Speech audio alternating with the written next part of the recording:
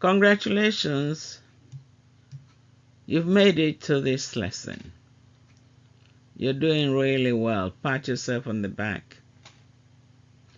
In this lesson, I will share with you several ways to help you restore your self-confidence, self-worth, and self-esteem. This is really important for you because of the way you've been knocked by a breakup or a divorce. It is often very difficult to regain one's self-confidence.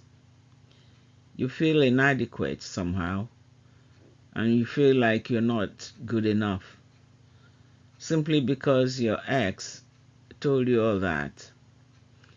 In this lesson, you will learn how to overcome those self-doubts, overcome your limiting beliefs about yourself, so you can begin the process of rediscovering your self-confidence and restoring it to a good level so you can restore your self-worth.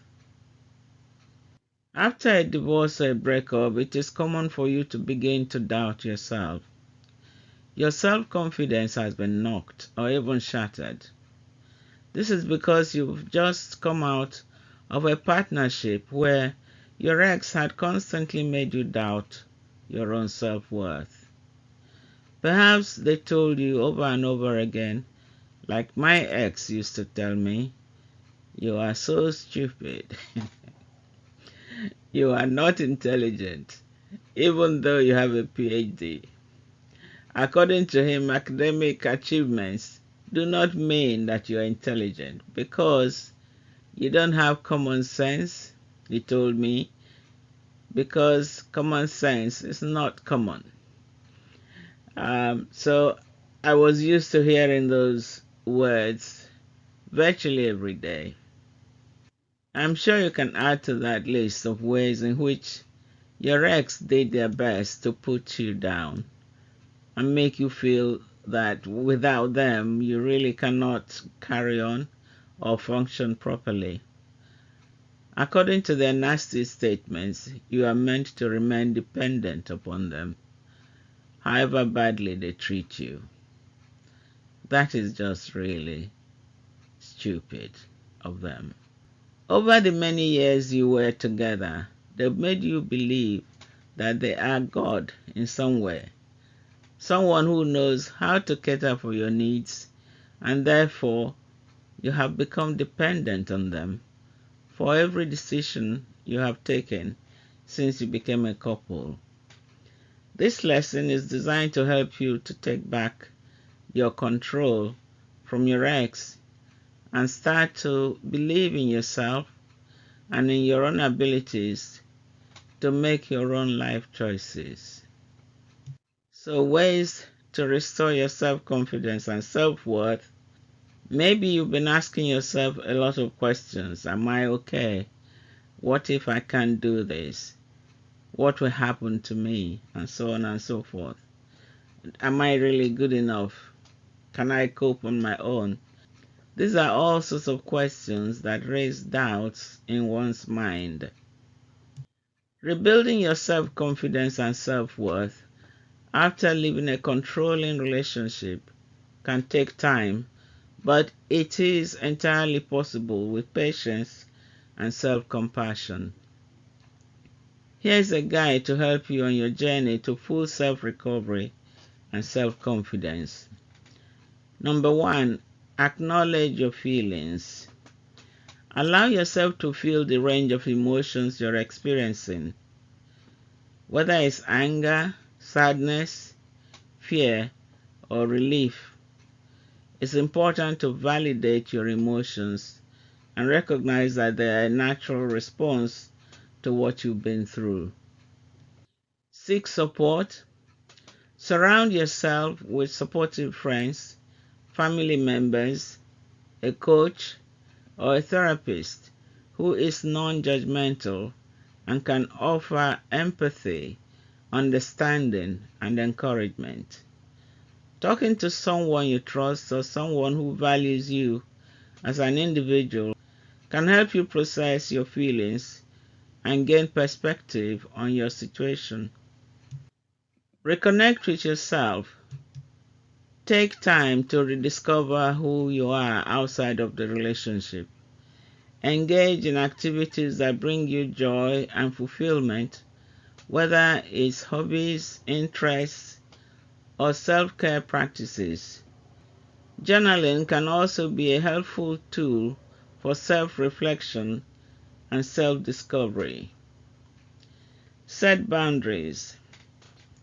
Establish clear boundaries to protect your emotional well-being and assert your autonomy. We've already spoken about how to set boundaries. This may involve limiting contact with your ex-partner, setting boundaries with toxic individuals like your nosy friends, and prioritizing your needs and desires. Number 5, challenge your negative beliefs. Identify and challenge any negative beliefs or self-doubt that may have been instilled during the relationship. Practice self-compassion and replace self-criticism with positive affirmations and realistic self-appraisal.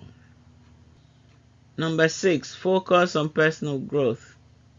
Set goals for personal and professional growth that align with your values and aspirations, whether it's pursuing further education, advancing in your career, or exploring new opportunities. Investing in your growth can boost your confidence and sense of purpose. Now, if you are coaching with me, you'll find that I always enable my clients to set goals that they can achieve within a short period of time. That way they will boost their self-confidence and begin to count their successes rather than their failures.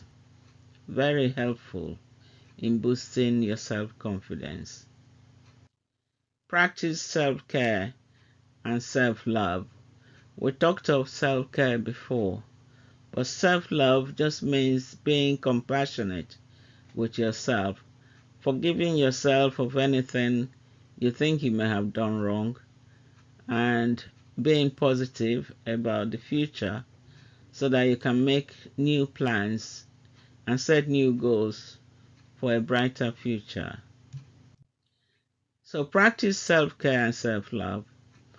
Make self-care a priority in your daily routine. This includes taking care of your physical health through exercise, nutrition, and adequate rest, as well as nurturing your mental and emotional well-being through relaxation techniques, mindfulness, and so on and so forth. Also, practice self-love by engaging in self-soothing activities like meditation, massage by a professional, participating in group activities like yoga, for example, with positive people and having a good laugh. This will be very helpful for you in getting you out of the mood of being a victim into the mood of being a successful person who is likable by other people. So learn to love yourself just as you are. You're much better than your ex has described you. So claim back yourself. Celebrate your achievements. Acknowledge and celebrate your accomplishments, no matter how small they may seem. Each step forward, whether it's overcoming a fear or achieving a goal, is a testament to your strength and resilience.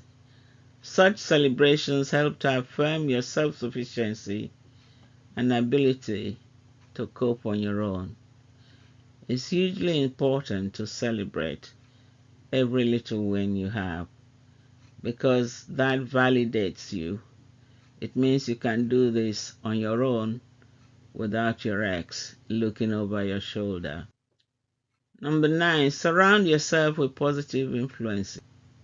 We've mentioned your support team before. That is a great place to start, but you may have to look wider to surround yourself with positive influences. So surround yourself with people who uplift and inspire you. Cultivate relationships with individuals who appreciate and support you for who you are, and distance yourself from those who undermine your confidence or make you doubt yourself. Join a group or two where you can show off your skills and be applauded and appreciated for your contributions. Such groups could be a spiritual group, e.g. a church or other spiritual community. You may also volunteer in your local area to help other people in need. If you can practice some of the activities I've given you in this lesson, you will soon find that you're feeling much better about yourself, who you really are, and what you can contribute positively to your own life and to society. The trick of restoring your self-confidence lies within you. It lies in your ability to accept that you're very capable of organizing and living your own life, no matter what any naysayers like your ex said or say or think. No one else owns you, so you are enough just as you are. So assignment for lesson 11. Choose the suggestions above that apply right now in your current circumstance and start applying them in your daily life. Number 2, write about your progress in restoring your self-confidence in your daily journal. Number 3, celebrate your wins, however small. Tell a positive friend about your wins and let them celebrate with you. You have earned it, so do enjoy your win or your success. Number 4, is there anything else you can do to boost your self-confidence? You can think of something else you can do. Maybe you like climbing a mountain, for example. I don't know.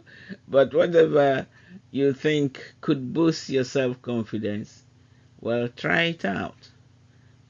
So if you feel that you can do it, just try it out. You might just succeed. If you have something you're thinking about that you could do, just to try out how confident you are now, feel free to try it out and record your progress or success. And I wish you well. Hey, you're doing so well. Yeah, we're about halfway through this course now. You've done very well. I'm very proud of you for getting this far. You should be very proud of yourself. As always, pamper yourself each time you achieve some success, however small. You deserve to be happy. And as I said before, over and over again, no one else can make you happy, only yourself. The way you think is one way to make yourself happy. If you think negatively all the time, you will remain unhappy all the time. But if you look for positive things in your life and cherish those positive things more than the negative, you'll find that you have a reason to smile and be happy. So keep trying, and I believe in you. I know you can do it. I'll see you in the next lesson.